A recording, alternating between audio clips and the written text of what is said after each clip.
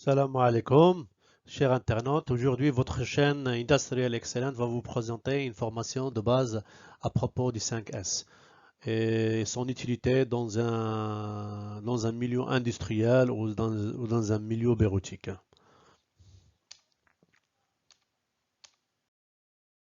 Donc, on va suivre durant cette formation le plan suivant. On va parler en général, on va vous donner une introduction générale. Par la suite, on va parler de la méthodologie 5S et les 5 étapes à suivre pour mettre cette politique en place dans une société. On va aussi parler de l'efficacité des 5S, les avantages et les utilités de cette méthodologie. Donc, commençons tout d'abord par observer quelques photos. Vous voyez, ça, c'est un poste de travail, c'est un bureau d'un employé. Donc, comme vous voyez ici, il y a un désordre partout, hein. Il y a des fils par terre, des cartons par terre, sur bureau. Donc, ce n'est pas un emplacement qui est idéal pour travailler dans un environnement qui pourrait pousser les personnes à donner de leur mieux. La deuxième photo, c'est d'un supermarché. Donc, comme vous voyez ici, ça c'est un supermarché. Donc, normalement et théoriquement, on devrait avoir ici des cartons fermés. Mais malheureusement, il y a des cartons fermés, des cartons renversés, il y a des petits cartons avec des grands cartons. Il y a carrément des, comment dirais-je, des outils qui n'ont pas qui devront pas être ici. Donc ça, c'est pas un milieu de stockage qui pourrait aider les distributeurs à faire leur travail de façon correcte. Donc là, on vous présente un autre poste, mais cette fois-ci, c'est un poste qui est organisé. Donc on voit bien que les boîtes, ils collent avec l'identification existante sur la structure. Et on voit bien que les choses ils sont bien fermées, ils sont bien rangés, ils respectent un mode correct de stockage. Donc là, on démarre l'explication de la démarche 5S. Comme son nom l'indique, 5S, c'est une abréviation de 5 mots japonais. Et ces mots, ils commencent avec la lettre S. Le premier mot, c'est Siri, c'est éliminé. Le deuxième mot, c'est Saiton, c'est rangé. Le troisième mot, c'est Seizo, c'est nettoyer et inspecter. Le quatrième mot, c'est Seikutsu, c'est standardisé.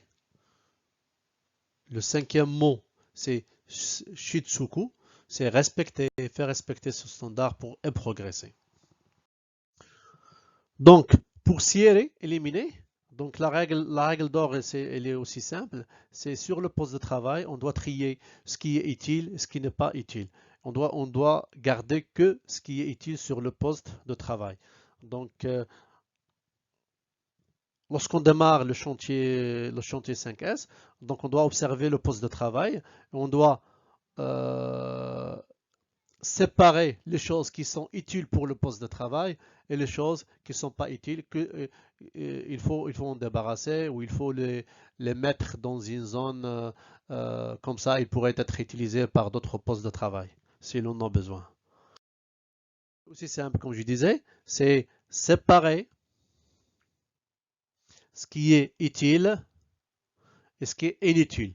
Donc, ce qui est utile, il faut les classer correctement. Ce qui est inutile, bah, il faut en débarrasser. Il faut trouver un moyen pour en débarrasser. Donc là, je vais vous montrer un exemple de poste de travail avant et après l'application de la première étape qui est l'élimination de tout ce qui est inutile de ce poste. Donc ça, c'est deux exemples. Le premier exemple de chez nous, dans nos cuisines. Le deuxième, c'est dans un bureau de travail. Donc, comme vous voyez, sur le même poste, il existe trop de choses. Et certainement, il y en a des choses dont on n'a pas besoin sur ce poste. Après l'application de la première S, donc ça, c'est l'état après. Donc, comme vous voyez, on a fait le rangement, que ce soit dans la cuisine, que ce soit sur le poste, et le poste, il devient de plus en plus clair et ça donne envie de l'utiliser. Donc, je démarre là le deuxième S, c'est Cython, c'est ranger le poste de travail. Donc, la règle, elle est aussi simple. On doit réduire tout ce qui est inutile pour le poste et ce pour diminuer les pertes de temps et avoir une place pour chaque élément nécessaire pour le poste de travail. Donc, on doit veiller durant cette étape à avoir à établir un plan de rangement des choses selon leur utilisation, leur forme et la proximité et l'accessibilité. On doit aussi veiller à choisir un nom et une place pour chaque chose, au gros groupé par nature. Ça veut dire qu'on doit mettre en place un système d'identification des outils de travail ou des moyens qu'on est en train d'utiliser. La troisième chose qu'il faut garder en tête durant cette phase, c'est qu'on doit respecter chaque jour, les règles de rangement sont respectées par l'équipe de travail. Donc là, c'est pour vous montrer un exemple de ce qu'on était en train de dire pour ce deuxième S. Donc ça, c'est un poste de rangement ou d'identification. Donc une fois on identifié les équipements de travail pour les postes de travail, donc on doit les mettre clairement, on doit les classer dans des positions identifiées. Donc, et ça aide les opérateurs à avoir un visual management facile. Et par conséquent, ça va aider les aider à identifier très, très facilement et très rapidement tout outil nécessaire pour le poste de travail. Et ça, c'est aussi, on doit garder en tête qu'une fois on termine avec l'outil, on doit le ranger sur le lieu adéquat. Donc là, je vais vous montrer un autre exemple d'un poste de travail qui ne respectait pas le rangement. Donc sur les deux premières photos, vous voyez que tout est mélangé, il n'y avait pas de choses, rien n'est à sa propre position. Donc on ne respectait pas le rangement nécessaire pour ces deux postes de travail. Donc c'est pour ça qu'on a pris l'action de passer au rangement et on a eu un très bon résultat. Comme vous voyez ici sur cette photo, tout est rangé, tout est à la position adéquate. On passe maintenant à la partie CISO. Donc ça veut dire nettoyer et inspecter inspecter ce qu'on a fait. Donc il faut garder comme règle pour cette phase, c'est que on doit assurer la propreté du poste de travail et des équipements en luttant contre les salissures ou les sources de salissures. Donc pour faire, on doit se procurer des moyens de nettoyage sur chaque poste de travail. On doit aussi nettoyer régulièrement de telle sorte qu'il n'ait jamais la possibilité d'être sale. On doit aussi définir un horaire pour faire le nettoyage. Par exemple, on peut prendre la fin du shift, la fin de l'équipe de travail. Donc avant de quitter le poste de travail, chaque personne doit prendre minimum 3 à 5 minutes pour nettoyer son poste de travail. On doit pas jeter des choses n'importe où et on doit remettre de l'ordre avant de quitter la place où on travaille. Je tiens à noter aussi que pour réussir cette phase, on doit avoir des work instructions, comme on dit en anglais, ou des standards de travail pour montrer aux utilisateurs comment faire le nettoyage du poste de travail. Bien sûr, sur ces standards, on doit aussi identifier les outils dont l'opérateur ou l'utilisateur a besoin pour assurer le nettoyage de son poste de travail. Donc toujours sur le troisième S, donc, pour perfectionner notre travail, on doit chercher les sources de salissure et on doit faire un plan d'action pour les éliminer. On doit aussi conserver les moyens et les outillages et diminuer les arrêts des équipements. Donc, c'est aussi simple. Ça, c'est ce qu'on a fait. On va les schématiser sur ces photos-là. Donc, sur un poste de travail, on doit garder en tête qu'on doit éliminer les saletés. Donc, pour faire, on doit se procurer des nettoyants, on doit se procurer des balais, on doit se procurer des chiffons. Et on doit aussi toujours faire aussi le nettoyage de nos outils de travail. Et on doit toujours vérifier vérifier chaque, sur chaque poste, chaque jour, que le nettoyage est fait et il est respecté. Donc là, je vais vous montrer un exemple d'un poste de travail qui était très mal nettoyé. Une fois on a passé à l'action de nettoyage de ces postes, on a eu un résultat qui était très, très encourageant, qui donne envie et qui donne envie à passer à autre chose. Donc là, on arrive à la quatrième phase, c'est la phase de standardisation.